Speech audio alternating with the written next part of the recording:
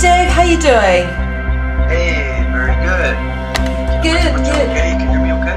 Yeah, I can hear you coming through loud and clear. How's things in Canada? Is it getting warm there at least? It's just starting to get warm. Yeah. Actually, I had the fortunate opportunity to go with my family to the Bahamas for a little vacation there, just to get away and sort of recharge. And it was just absolutely beautiful there. And I was thinking, before we were leaving, the weather was starting to get warmer. And then all of a sudden, and I'm thinking, oh, it's just starting to get warmer here, but Bahamas is great. So we're going, and then we find out there's like snowstorms and all that stuff while we were gone. So it was kind of a good time to get away, and now it's starting to warm up. So yeah, we had a similar thing actually. Very much the same. We just had late snowstorms and everything, but we've had like the first warm day here, like properly warm in so long today. It's lovely, and the whole town comes to life. It's, I'm just admiring sort of the change in people with a little bit of sunshine, and it's the whole coming back to basics of looking at the whole concept of energy and just how it affects us in everyday life. Oh, absolutely. I mean, I got such a dose of the sun because I'd missed the sun. It's been kind of a long winter here in Ontario, and when I went out there, I couldn't get out of the sun. It was incredible. Actually, it was a couple of days where I had to stay out of the sun. It took a little too much, but just the ocean water, the sun, the air. We were staying in a small little island called Eleuthera, and they have it's just sort of, it's funny because it's like absolute paradise. But then in the villages and stuff, it's kind of third world. Like they're very just very simple life. They fish for their dinner, that kind of stuff. And but they're just beautiful people, and I just had an amazing time there. It's so much different than the climate that I'm experiencing here in Canada, where everybody's waves to you when you're driving past them. They're laughing, they're singing, they're talking. Whether you're at the little grocery store there, or whether you're just walking down in the village, and it was just so refreshing to see what most people would just consider a bunch of poor people, which is why the island is actually pretty deserted in terms of tourists, because everybody's like, oh, it's too broken down there. Whereas I just thought it was one of the best getaways that I ever had, and I really got to meet some absolutely incredible people, for sure. It was awesome.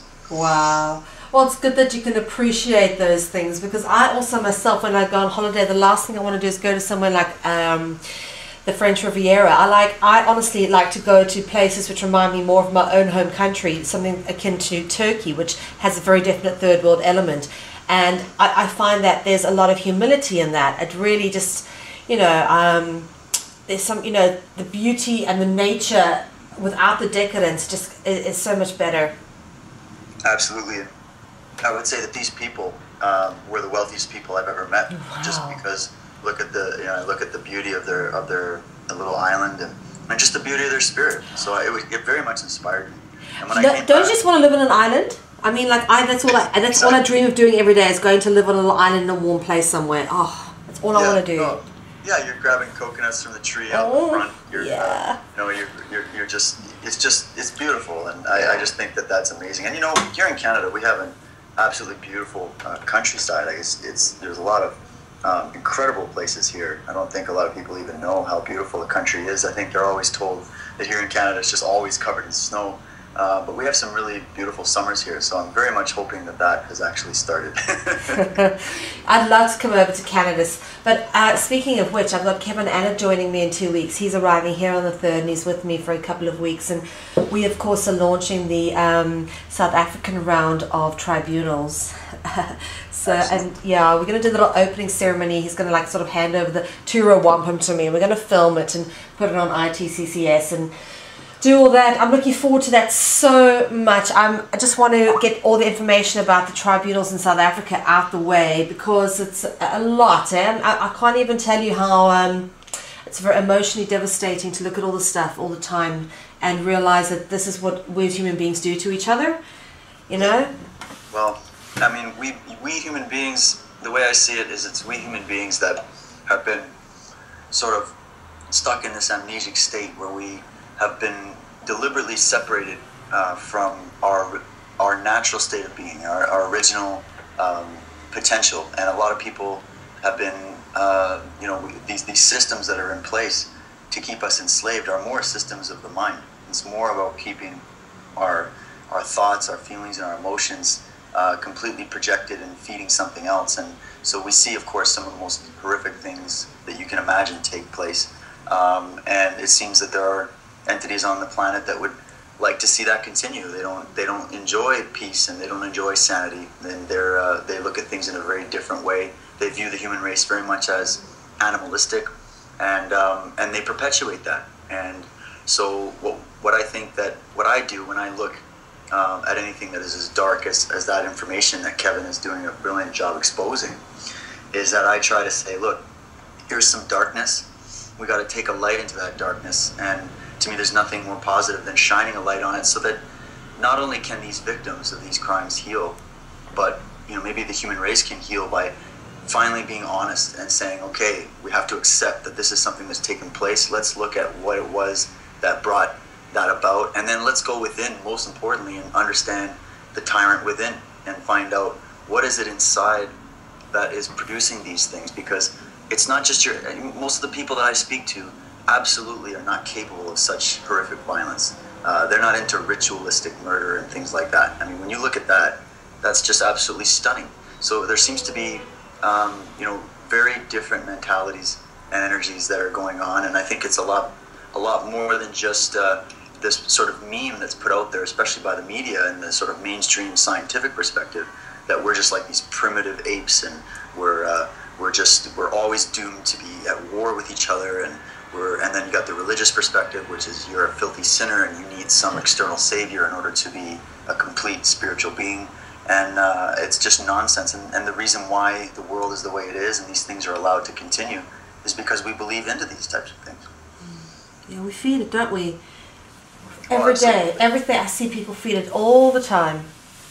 Yeah, and it's, the system's designed to sell you this lie, and it's designed to, keep you in that state of being. But what people often forget is that at the end of the day, it's always a choice. Whether if you're going to experience fear, even when you're viewing something horrific, it's a choice that you're perceiving that in that way. And we can't get down and pessimistic and negative just because we see negative things. In fact, we have so many great people, people such as yourself, Mel, and so many people that are out there that care, that have that caring spirit. And that gives me courage, is that there's more and more of those people surfacing now. Whereas maybe in the past, you look at like the Dark Ages and those horrific periods of time, and there was only maybe one or two or a few people here and there that were trying to, shine the light. And of course they got, brutally tortured or whatever. And so, but now we live in a day where just the average everyday person, I'm no one special. I'm just a regular guy, and I just I see what's going on, and now just a regular person can get out there and shine that light. And so I guess we just got to keep continuing to encourage people to do that, even if they're afraid. Do it anyways. Absolutely. And now that you've said that, I think probably would be a great time for me to sort of slip in my introduction and say that one of the reasons why I really wanted to speak to you so soon after you interviewed me, first off, how absolutely honoured to be approached by someone like yourself. And I'll give you the little background reason. I recently interviewed Jordan Maxwell, and I listened to his 2-hour interview, and I listened to it again when I edited it up, and I looked at my dear husband, and I looked at him and said, after 4 years of doing this, what do you do when the greats can't teach you? Because I learned nothing new from him. And he said to me, you look to those young ones who are coming up. And then I thought to myself, that's right. Those guys they've brought a certain amount out, but they're those of us who are coming along, and there are other dots here to be connected. There are people invested in their dots. They've connected those dots. They can prove those dots. They've got all the information about those dots. They're staying there. There's a hell of a lot more to be put together. And it is, when I spoke to you, I just knew you were of that level of understanding and perceptive awareness. And how great to have, as you said, ordinary young man coming out and speaking to people very articulately, getting across information, understanding, and bringing to conversation the things which need to be spoken about. I mean, and you came across so well to me during the interview. I was like, wow, blown away, fantastic. There's so many great young people like yourselves coming out and doing this now. So thank you very much for giving me your time, and I am really honored that you contacted me first. And I'm sorry I didn't find you. Oh, well, Mel, and coming from you, that's a major compliment. So I'm very grateful for that. And I just, you bring up a good point. And I, like Jordan Maxwell, for me, has been one of my longtime mentors. I've seen everything he's done. I've followed him for a long time. I have a great respect for him. And what I think is that there definitely is new ground that needs to be plowed, and nobody should expect one person to do all of this work. And I think that the whole point of any of these teachers or anybody that's worth their salt in that regard has been trying to get out is to try to inspire other people that might be able to bring different energy or different ideas to these different issues. And someone like Jordan's been doing this for so long and seeing in his view such little result, although things are getting a lot bigger. And maybe only the younger generation coming up will be able to have that vision and that vigor to actually go out and continue this this endeavor. And so I feel like I stand on the shoulders of giants, and I draw a lot of motivation from people like Jordan and many other great teachers. And I just think that we need to carry this torch forward, and absolutely this is evolving. We're learning more. We know so much more within the last 5 years than anybody could have researched in the last maybe 50 to 100 years. We've learned so much just from connecting to other people. But some of the greatest connections I've had have been just with other young people through things like Facebook or YouTube or some of these social media networks that I figured, when I first had like a Facebook account, I was just kind of like bored to tears by the regular banter. And so I turned my page back in 2007 into an alternative information page, and I just started posting stuff.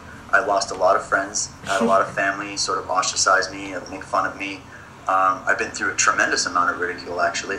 But I just knew that it was right, and I knew that even if I knew that I was at least on the right path, because I was able to see something, and I just figured that maybe it was because in some areas I had been able to get rid of some fears and anxieties that were holding me back previously in my life, because I actually grew up in a very deep space of fear, and I had to deal with that. And there's nobody out there that's ever going to help you with that other than when you actually decide to do it yourself. You can take inspiration and guidance from others, and that's what I did, but at the end of the day, you've got to make that choice, and you've got to deal with those inner demons and whatnot. So the ability I guess that to me that sort of was a gift, that I was able to do that a bit younger maybe than some people, and I still deal with it to this day, but I was able to at least get a good foundation, and then move forward from there.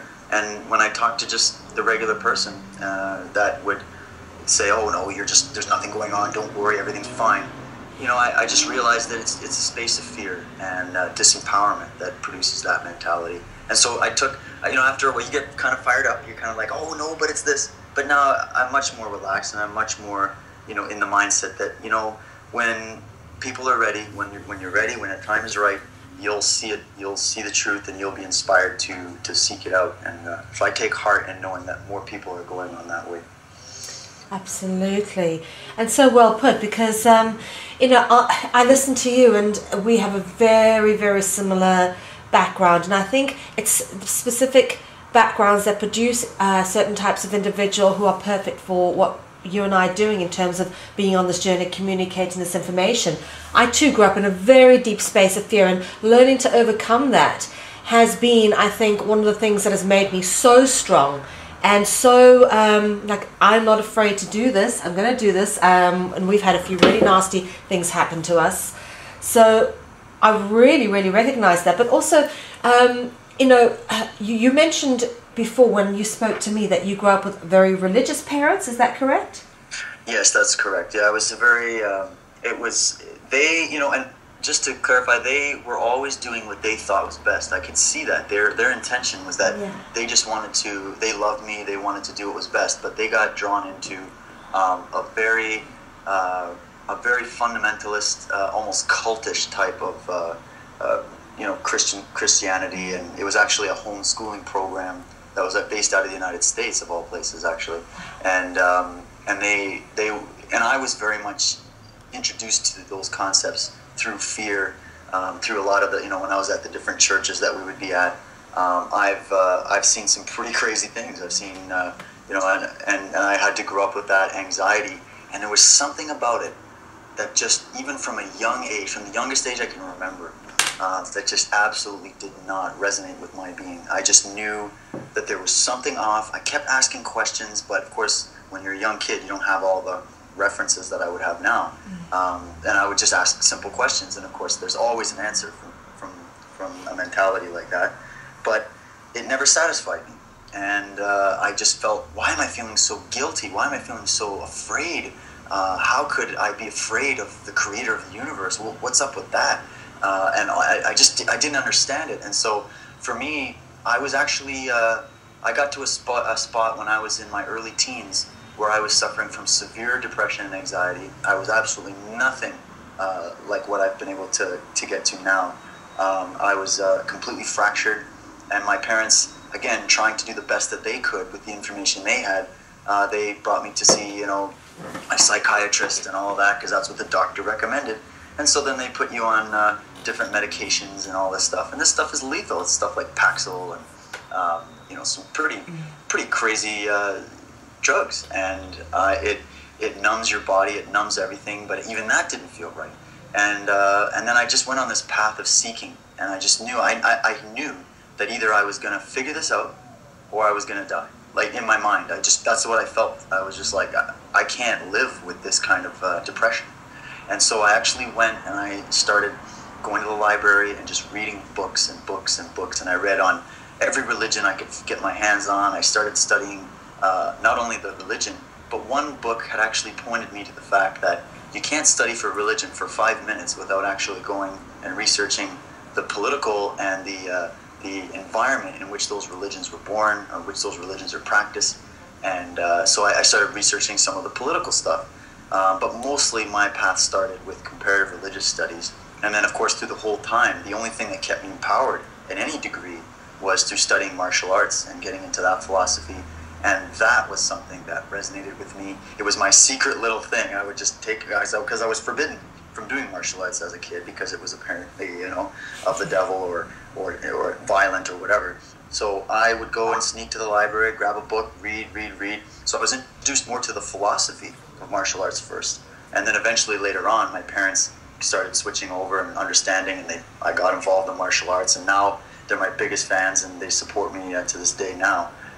So I was able to at least help give them another perspective from my years of research into religion and whatnot, and I think I've been able to benefit them positively now. So. Wow, that's fantastic. It's wonderful that your parents have eventually come around and that they now support you. Are they actually looking at any of the research and listening to any of the interviews you put out? Yes, I know my dad's quite busy. He actually works for CTV, so it's an interesting situation there. But my mom is definitely checking it out, and a lot more open-minded to it. I don't know what everybody's opinion is, but at the same time, I'm just here doing what I feel is right. That's all I can do, and I'm respected at least for that. And so I definitely, all I want to do is affect people positively and say, look, we don't need to be in fear of the creator or of some deity or some demon or some priest or whatever. You don't need to be living in fear. Anything that's based on fear, or anything that is trying to bring you into the light through fear and through guilt and through trauma, and with a history of trauma and war and murder and death and destruction. It says even in the Bible, you will know them by their fruits. Yeah. And I've taken that literally. So I look around and I just judge, okay, well, I don't care what Barack Obama is saying or what this priest is saying or what this person's saying. I'm going to look at the actions that are coming from those words. I'm going to look at what the fruits are, because that's the only way you're going to be able to tell the liar from the truth teller. Yeah. And when I look at people, I started doing a lot of study with getting into Alan Watts, getting into growing up and very much inspired Joseph Campbell, some brilliant people, Krishnamurti, and just really seeing that, wow, there's a totally different vibration of energy coming from those people and what they're talking about. And it encouraged me to go research it for myself. I never just took what anybody told me. I just, because I knew I couldn't trust anything. And I just went out and said, look, I'm going to do my own research here. And speaking of Jordan Maxwell, when I came across his work, he helped me tremendously to get over a lot of humps. And his number one thing was, look, you got to go back and do your homework. And he's right.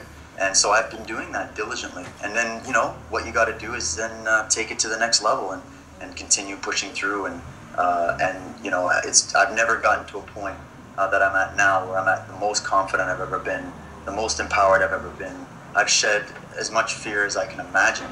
I've moved to such a degree just by being sincere and just by continuing the path, even though I come across obstacles, even though sometimes I feel afraid or negativity happens or people start pointing fingers or whatever. And you just get to a point where you realize that any emotion you feel, anything that you're getting from other people, it's all generated from you. And when you realize that you have the control the whole time and it's always from you, wow, what an empowering thing. Yeah. Wow. That's phenomenal. So you've done a lot of research into comparative religion. So now I get, okay, when you came on and you interviewed me, there's a very deep understanding that you have. I was like compelled by this young man. I was like, wow, you really, really get it because you know and you understand from many, many layers. So you've done the research yourself, which is brilliant. Are you planning on putting this together, or have you got any idea or sort of a thread or ideology that runs through any of this that you want to put together in a comprehensive work? I would love to, actually. I have, you know, I just have gigabytes and gigabytes of data, and that's what I guess I tried to start doing with my website, was to just kind of put it up. I haven't even put up the religious stuff on my site yet. I could build a whole website just on religion, and you know what? I just might do that. I've often talked to my wife about, because she's actually a really amazing writer, even though she never takes credit for something like that. But if she ever sat down and started writing, her ability to comprehend how to lay it out and how to word it properly is phenomenal. So I've always kind of tossed the idea back and forth with her. She's like, hey, you know, I don't even care if anybody ever reads it, but just for fun, why don't we do this project together? Why don't we just make an office and we'll have little cubicles and we'll play pranks on each other and we'll just go to write a book together. We'll have some fun and just, you know, put some ideas down. And I've got tons of research and you know how to do all the writing, so let's do it. And so it's kind of maybe something we'll do in the future as sort of just a fun project, and then we'll see where it goes. Okay, brilliant. And I know when you spoke to me, you said you've got a little one. Are you planning on homeschooling? You know, based on the way things are going, I am absolutely entertaining that idea. You know, it's so crazy because I went through a process of absolutely hating the idea of homeschool when I grew up, because I was homeschooled and because I had a bad experience with it. But it was just because of what I had said earlier, that it was the whole basis of it was built on a prison of fear and disinformation, in my opinion, all with best intentions aside. And but that was my experience. And then as I've been coming through, and then I've taken a few courses here and there at different colleges, you know, just to check it out. And my wife went to university, and so we've had many talks about it. And I look at what's going on, and I've researched John Taylor Gatto's work and so many other great people that have gone out and talked about the truth about what's going on in the education system. I have contact with people that are on some of the school boards here in Toronto, and they agree with me that it's completely left brain. It's getting worse and worse in terms of surveillance and nitpicking what you can bring with your kids' lunch and whatnot. And we're just seeing, the fruits are revealed in the children. And I work with children in my martial arts studio, and I see the difference. And I see that, you know, they're bored out of their mind when it comes to going to school and education. And it just seems to be more and more increasingly a negative environment. So, I mean, I definitely think that by the time my daughter's of age, that if it hasn't gotten any better, that it's definitely a possibility for sure. Yeah, absolutely. And how do you think you're going to go about educating? I mean, have you thought about that? I think about it all the time, and I constantly just say, well, you know, if, you know, whether she ends up going to school or not, my whole goal will be to give her her own mind. That's really my own goal, is to say, look, I'm not even going to push my thing on you. Like, I want her to come to her own enlightenment. And because I just believe, especially from teaching martial arts and whatnot, is that the best teachers that I've ever had, and the best teachers there are are those that show you to the wisdom of your own mind. Like, they're the ones that are there to get you to start having your own rational judgment and creativity. You know, the imagination is another thing that needs to be encouraged and stimulated, and bringing out that inner creativity. And of course, that's what's being destroyed in the education system. All the artistic programs are gone and not respected. You can't really get a job in an artistic field and make any decent living. So there, you know, it's just obviously a manufacturing plant for the system, and so what I want to do with her, regardless of which method I use, is to just say, you know, whenever I had a question, whenever I didn't know something, I went out and found somebody that did, and then I would go, well, that's an interesting perspective. Let's go and look at someone else's perspective.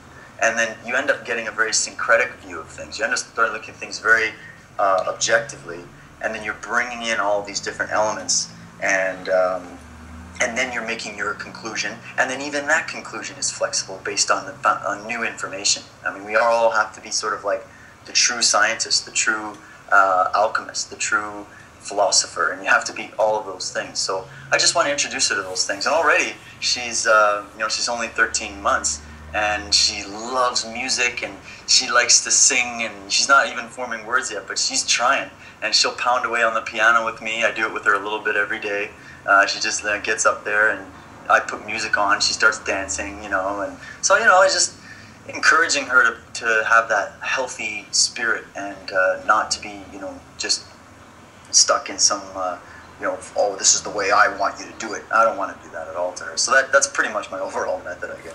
Superb. You know, I think absolute credit to most parents. They should listen a little bit more to that, because, well, I am so amazed, and I have so much respect and admiration for anyone brave enough to have children, especially being as awake and aware as you are. Because I've been married to the most wonderful man for 12 years, and I know we'd be wonderful parents. And honest to God, there's nothing I'm more afraid of than having a child. I'm not scared of anything, but I'm really scared of bringing a child into this world because of everything that comes with it.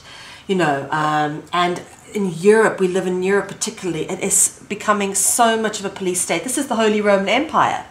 Yeah. You know, so there's this hesitation, and I take great sort of courage from people like yourselves when I listen to how you guys are overcoming solutions. You know, you're finding solutions to the problems that we have. And I think it's very fundamental, basic platforms like these that need to be established, because at the end of the day, almost everybody has a child. Yeah? Most people have children. This is something that will have to be looked at by us sooner or later. The awake and aware ones are already looking. I've got people all over the world who are asking me about looking at creating an online learning platform for children where it's self-determining what they want to learn. They've got a bit of choice over, very much like we do now, but like a place obviously where they can't sort of access porn and things. You know, more controlled environment where they can go, oh, I want to learn about, say, hidden space programs. Let's go listen to so-and-so's interview about what he has to say. This guy was apparently on Mars, you know. And give them that access. You know, I think about myself as a child, what I would have done to have had that kind of information back then, you know, instead of just being fed the garbage that we are. And, you know, I think any parent who's bringing children into this world, and they really are the future, this is how we're going to change the world. Is by, if we want to create a better world, we've got to create better kids. And I encourage any parent to think carefully about what they are feeding their children in terms of information. I think it starts with information. Even food starts with information.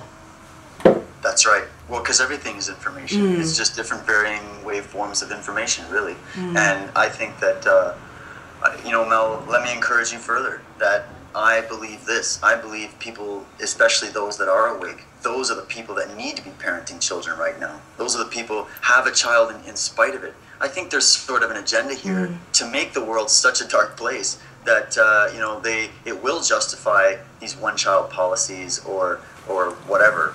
And I think that we need to bring awake and aware children, or at least children that have their own mind and their own spirit. We need more of those types of children, because the world is drowning right now in children that are unfortunately, these children, because of the environment, because of the way they're being raised, their parents don't have any proper information, and these children are getting dumber and dumber and dumber, and they're getting less inspired and motivated. I mean, just look at how many children are on antidepressants, for crying out loud. And these doctors actually put those poisons into their bodies and actually think that that's the reason why. Is, oh, your 9-year-old child is suffering from clinical depression. Look, even I was diagnosed with depression, but look, I did it on my own without the drugs. I did it on my own, and it's because I was disconnected from my true inner human spirit. I look at the body as a conduit. It's something that is your temple. It's something that is conducting your higher consciousness, which is just another, expression of a vibrational energy. And if there's blockages in there, and if there's anything that's holding that body or that organism back, then the projection is going to be distorted. So what we need is to have these children that are understanding what true nutrition is, not this Canada Food Guide bullshit. It's got to be true nutrition about what's really good to put into your body that's going to be able to help build it up and release those blockages. And then what's good information to feed the brain and to feed the mind. Television, not a good idea. It's a lot of garbage. So just, turn it off, show them some nature shows, show them some, just show your child a picture of the galaxy in which they live. And then ask them, what do you think about the fact that you live in a galaxy with hundreds of billions of stars around it? And do you think that child's going to be afraid? No. A lot of people get afraid when they think about how big the universe is, but the children that I talk to, they love talking about that. It inspires them. They're like, wow, it's fascinating. You just pull out a picture. Here, Milky Way galaxy. They're like, oh my God, that's incredible. Let's go out and look at the stars. And then you start looking at constellations, and you just watch. These children will be our teachers. And I think there's a lot of positive, high-frequency energy coming into this planet right now. I think that some of the souls, or the essences that are coming in, are very advanced souls. Some of them are either very old souls, they've been around, they have a lot to bring in. Some of them are not even from our native planet here, and they're coming in to try to raise the frequency vibration of this planet. And so I think that all we need is a environment for those types of children, and we need the right people that are awake, that are empowered, to bring these children in and to give them the proper environment so that they can thrive, so that we can change this, zombie planet that we've got going on here into an enlightened planet again, because we have the potential, but the time is now. That's kind of how I see it. Yes, indeed. Yes, indeed. Absolutely. I am inspired. Thank you for that. Gee, but going forward, now let's be realistic, okay? We're talking about the future and our children. What is your outlook? Honestly, I mean, there's a lot going on at the moment. There's a shuffle in power going on. Is it just a panic, do you think? Or what do you really think is going on? Well, I mean, I just got word of we've had all this Boston tragedy and all these other mind control operations. At the very least, they're media mind control by just trying to induce fear and anxiety into people. And in Toronto, I live in Toronto, and right outside of Toronto on Monday, it's all over Canadian news right now, where police apparently arrested some terrorists that were trying to bomb the train, and they of course have links to Al-Qaeda, who have links to Iran, and this is what obviously the mainstream is telling us. And if anybody knows what's happened within the last year in Canada, where they had kicked out the Iranian embassy and basically completely aligned with Israel, and Stephen Harper got an award from a Jewish elite society that was patting him on the back, going, "Hey, great job supporting Israel. Great job. You're doing your work."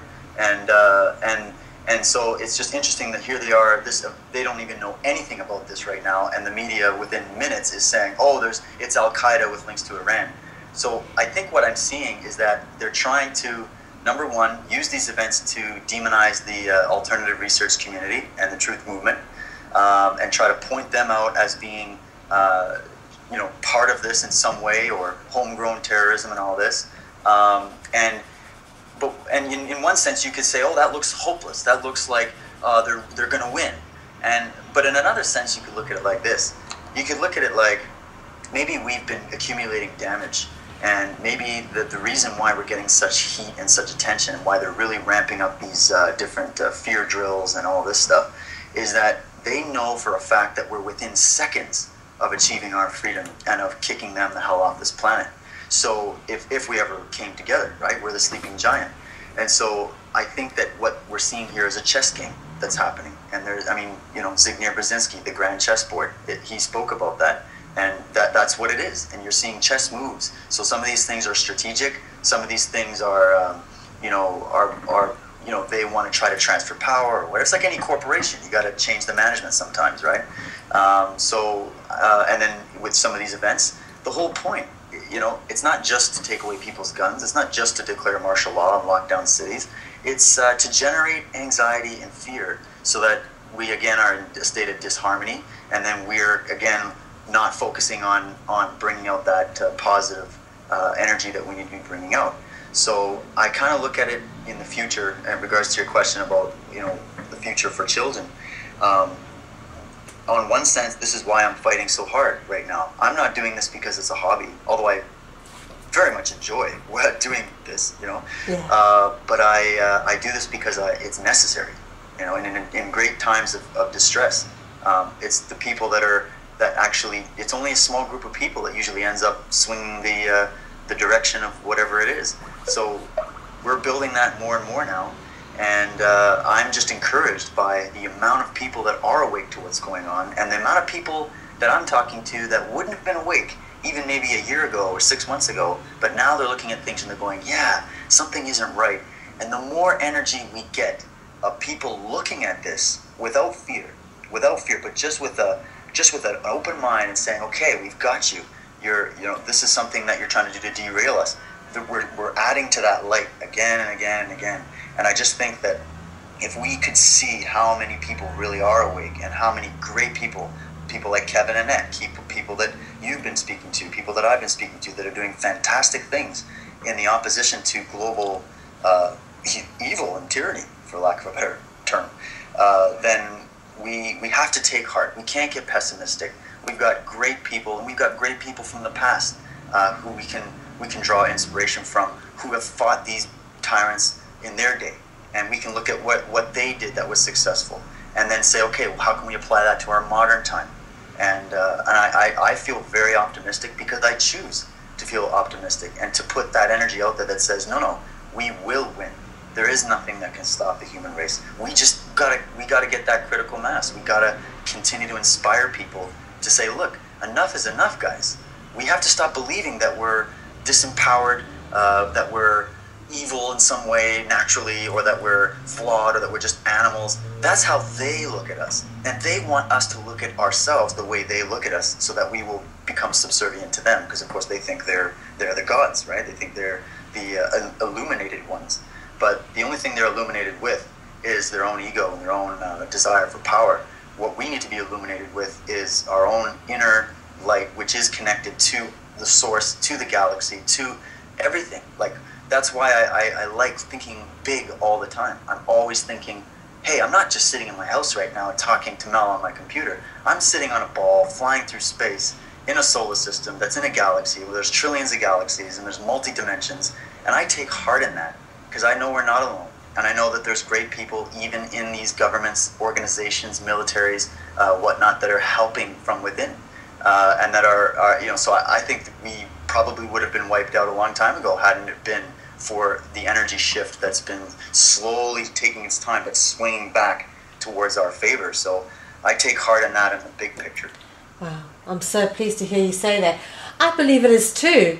I really do think that we are at a point now where I'm seeing, as I've said a few times recently, and definitely in the last year I've noticed with Freedom Central and the work that I've been doing for the last 4 years, it is in the last year I've noticed the absolute upswing in people coming into this information. But also, it's not just that, it's those who were aware before, who were very much stuck at sort of like, for an old cliche, the surface level of the onion. They were stuck there, but they're now starting to get it. They're now starting to realize that it's a multi-dimensional, multi-layered perspective to consider, and there's many people with many different agendas at play, but ultimately the plan is the enslavement and destruction of the human race, whilst a few benefit. And, you know, it doesn't matter if they screw up the planet because they've got their bases underground, plan A, or bases on Mars, plan B, you know, whatever it is they're going to be doing. But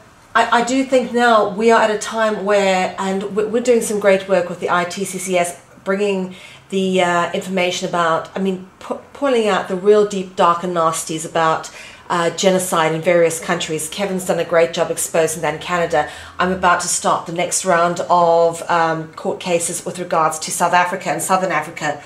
And I think I've never ever been so overwhelmed by the amount of support, the amount of people who are now finally getting it, and the amount of people who understand the need for alternative systems, who understand, you know, a common law court is necessary. You know, it's not, there's been so many people who've climbed into me previously about, oh, you know, kangaroo court, what gives you any authority? I'm like, you know, what do you want? Do you want rubber stamp approval from powers that be? You know, these are the people we're putting on trial. Yeah, you know, people are just in fear of change, and they look at anybody that's trying to create change, and they go, "Oh, who the hell do you think you are?" I mean, and well, that's because they're just stuck in a prison of fear. And you know, it's that old quote: "Never interrupt the person doing it." Right? You know, if you can't do it yourself, don't interrupt the people that are. And thank you, Mel, for doing what you're doing with the ITCCS where you are. And you know, we're all trying to slowly get things to work towards the same direction. My goal is to try to get some of these brilliant movements that have great ideas, but maybe don't have all the answers, but try to get them talking to each other and get them working together a bit more. You know, and there's a lot of great solutions out there. There's nothing's hidden from us. We just have to figure out what's going to be in our what's it going to be that's going to work in our community, in our country, and then align with other people around the world as well. Yeah. So I'm very encouraged by the fact that even just someone as yourself would take up and say, look, I'm going to try to do it here where I am. You know, we just need more people to answer the call. That's it. Yeah. And the role that you attempted to fulfill is a fantastic one as well. We need the glue between the pieces, because there are, so as you said, so many people on so many fronts doing wonderful work, but not enough cohesion. And again, as we spoke about previously, to me, I see that as the ultimate flaw within what's going on. There are a lot of well-intentioned people doing amazing work, but we're not working together necessarily, probably because of bad programming. Bad programming. You know, but what it comes down to is us realizing, okay, we've got to be this change we want to see, and understand that if we are one, we've got to act as one. Yeah. Oh, exactly. I mean, you can't. The more energy from other empowered beings that you bring into the situation, the greater the energy you're going to generate together, you know, collectively. And so we need to come together and stop fighting. My God, the amount of utter stupidity in the truth community, and especially on these blogs and stuff, where just some guy woke up yesterday and now he's criticizing people that have been doing this for years and years and years. There's a lot of ego involved as well, and that really bothers me. And I understand that, of course, the ego is, again, something that is very much born out of fear, and it's there to be a sort of a defense mechanism. And we need to put that in check and put it back in its right place, where it's consciousness that's running the show, not this ego that's just there to help us interface with this reality. And so people get up on their high horse and they think they know all the answers. We need to make suggestions, not demands, not cut down other people. Whether you agree with other people or not, it's not your place to go out there and say you're the one that has the truth and nobody else does. I mean, truth doesn't need to be defended. Truth has an energy of its own. It has a consciousness of its own. It is what it is. Your perception of that is something completely and entirely different. And what we need to do is just say, look, here's some suggestions, here's some information, this is my contribution. I bring it forth with humility, and I bring it forth with the intention of trying to bring about positive change. And you got to get yourself out of the way and allow the truth to do its own work. Yeah, absolutely. Now, obviously, you've spoken to a lot of very interesting people, having come to this point of knowledge that you had. You know, very, very awake and aware. I can hear you've got a great depth of perception and understanding of things on a multidimensional level. Of all the people you've spoken to, who would you say has probably influenced you the most? I've had so many great teachers. It'd be hard to nail it down to one. Yeah. But if I did have to pick, I got to be honest with you, I'd have to say that it's probably Michael Tsarian. To be honest, I spoken with him and researched his work for probably about 8 or 9 years now, and I think I resonate with him because I come from the sort of warrior tradition where we're not afraid of looking at things in the dark perspectives, and we're not afraid of facing things head on and calling a spade, or at least putting out that powerful intention.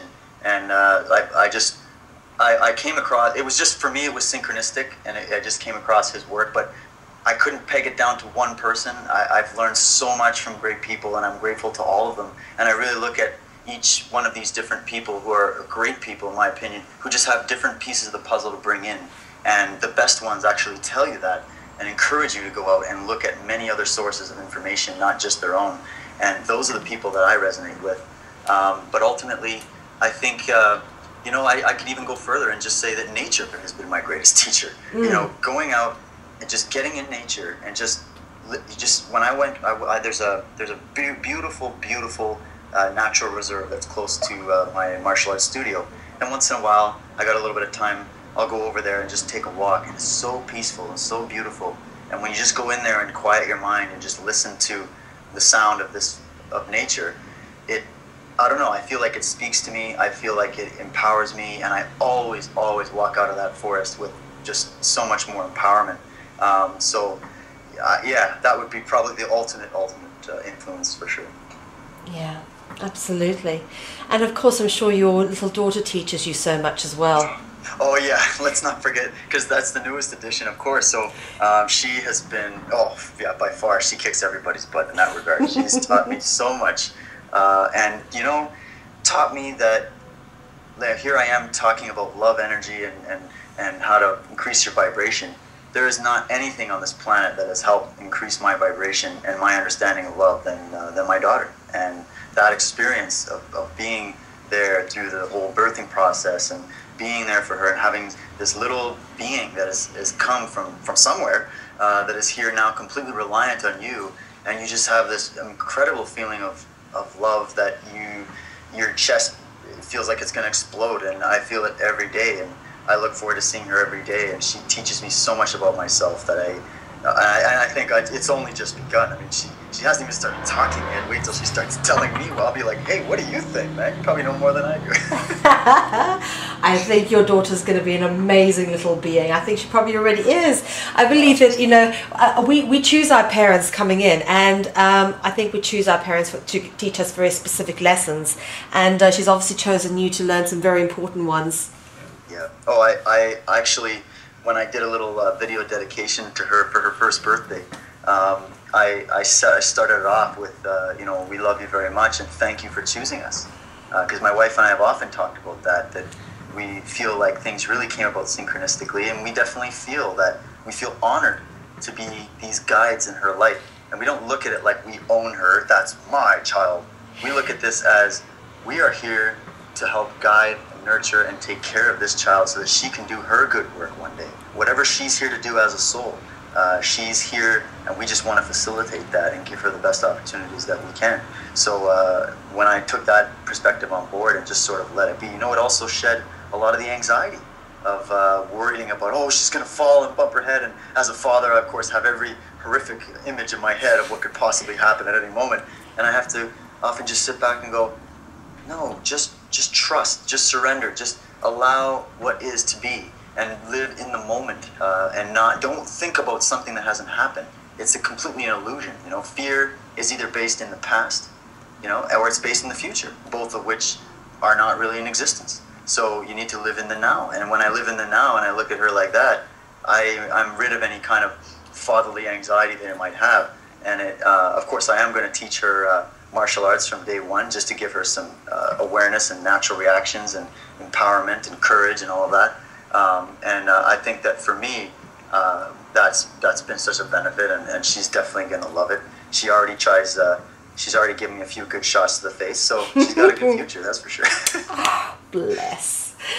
Well, okay, so you're going to be an amazing teacher for your daughter, but looking forward now, having worked through, obviously, a lot of people have taught you great information, where do you see, within the sort of up-and-coming researchers, who do you think are the places that people need to be looking for good, solid information? Up and comers. I'm not sure if anybody's familiar with Marty Leeds. He's a great guy. He does a lot of numerology and things like that. And I think his work is just fascinating. I'm actually going to be doing an interview with him coming up soon. He's a young guy. He's great. I don't know a super lot about it, but what I've seen has just kind of blown me away. So I like seeing these young, brilliant people that are coming up and sharing their knowledge. I've even had some guys coming in that, you know, they do hip hop or they write music, and they just got some brilliant stuff. But in terms of the research and the up and comers, I think that you know, I really resonate with Santos Bonacci. I think he's great. I think he's got a lot of great stuff to share, and he gave me the opportunity to cover for him while he's in Ecuador doing his new documentary film on syncretism and on the science of light. And so I'll be running his show for the month of May on American Freedom Radio. And I'm going to bring on some great guests and some great people. So people can check that out. And you know, ultimately, people are going to have to decide for themselves. I kind of think of it like this. Certain researchers reach out to certain people. Certain teachers reach out and are designed to reach out to certain people. Maybe it's a personality thing or an energy thing. So maybe if someone might be listening to someone like David Icke, they might be like, wow, that's empowering, that's amazing, and I get what he's saying, I get it. But then maybe someone else might not quite be at that level or understanding, so they might be better off going to you know, someone that's a little bit more basic or whatnot, you know. So everybody has to find their teacher that will really help to empower them, because at the end of the day, we got to stop looking up to people as though they're like our gurus or whatever. We have to eventually be able to become our own teacher. That's the main thing. So I want to see more people becoming the teachers themselves now. I want to see more people coming out and just saying, you know what, this is what I think, and speaking it with just sincerity, and maybe do some research so you've got something to back it up with. And I want to see that. I want to see more and more up and comers, definitely, for sure. Sure, absolutely. There is so much information to be uncovered, and you know, this is the thing, is we've got a brilliant point you made earlier about how much information has been revealed in the last 5 years that, you know, would have taken hundreds of years to compile and work through. And you know, interviewing Jordan Maxwell, he's obviously got Manly P. Hall's entire life works, and he's basically put it out through all his work. And having learned all of that, and having sort of myself being an esoteric scholar, looked at all that and come to the understanding that I have, I'm so grateful for these people who have pulled all together this information, put it out in bite-sized condensable chunks so that we can absorb it, grow fast, and then build on that. Because ultimately, what is the point of doing what we're doing, gaining and learning all this information, if we're not going to take it further? Oh, exactly. Yeah, we have to. We can't rely on these people to do. They've been doing the heavy lifting for years. Yes. I mean, these people like Michael Tsarian, David Icke, Jordan Maxwell, Alan Watt, you know, on and on. I could list thousands. Richard Dolan. You know, people have been doing this for years and years, and we need to take the torch and continue forward. Take the inspiration, and you know what? Re-inspire them by doing that. Because, you know, it's very difficult. I don't think a lot of people really maybe understand what it's like to put yourself out there to that degree and have to be hounded by the authorities constantly and the media and by idiots on the internet that think they know something, that just go out and start criticizing and throwing their verbal trash towards these. Yeah, I know, I get it all the time. Yeah, we all do, Mel. We all do. Yeah. And I think that it's just because people are still in that space where they're like, you're a witch. You're saying what I thought yesterday is now not valid. So therefore, I'm going to start, you know, shooting down you. You're the person that's holding the light. And it's just because they're still in a space of fear. And so we got to stop this. We got to take what we can. I know people like Jordan Maxwell they've probably forgotten more information than they've even put out and learned, because they've been doing this for so long. Sure. And so I'm actually glad he has that podcast now, and he's able to just sort of bring on some of the people that inspire him and get people to hear that out, so that they can hear a lot more of these angles from Jordan that he maybe hasn't ever really talked about, that he knows so much. You just need to ask him the right questions, really. And you know, so, and there's a lot of great people like that. I mean, I absolutely love David Icke's work. I've been to 2 of his presentations. I actually got to go to Wembley when he was there in London, and I actually had a fantastic trip to Europe, and I had the honor of meeting him, and then there's so many other great teachers, and I think that again I've taken bits from each one and said, wow, I really resonate with this. This makes sense to me. Some of it just might not even yet make sense to me, so that, I'm just kind of working on it. But I bring in what I can. I get the documentation on my own, and then I try to step back and look at all these different puzzle pieces and go, okay, well, this piece fits here, this piece fits here, this piece fits here, and of course we're still working on the puzzle, and the puzzle's always changing because they're constantly, the system and the powers that are giving us all these different things to look into, and they're constantly trying to not be discovered and to be, put out disinformation.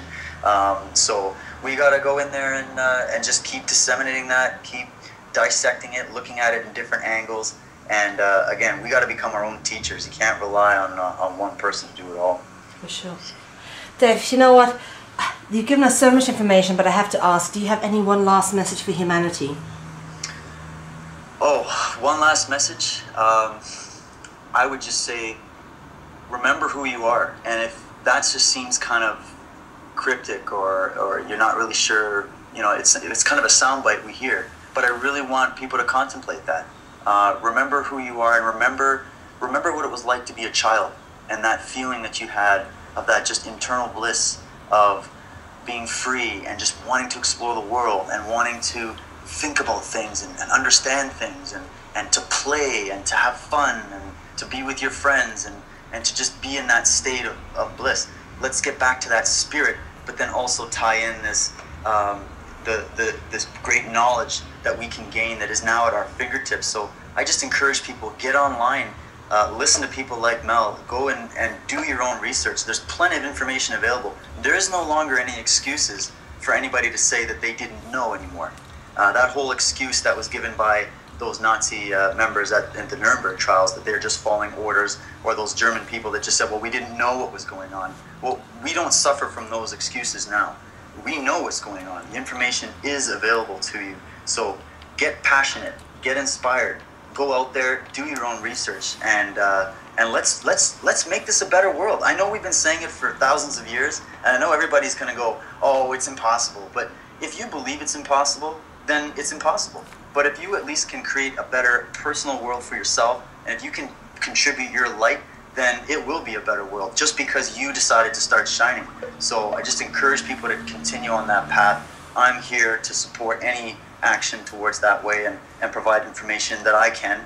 I only have certain pieces of the puzzle. I'm just a regular guy. I just have good intentions, and I just inspire people to try to follow that as well, and to become who they are and remember who they are.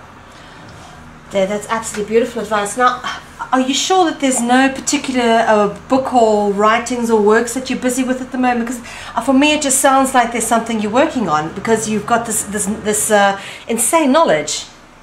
Oh, well, like I said, right now I'm doing my my YouTube interviews, and I might be getting onto a radio show soon, having my own show, and I very much like to converse and put out. I like to talk a lot. Let's put it that way.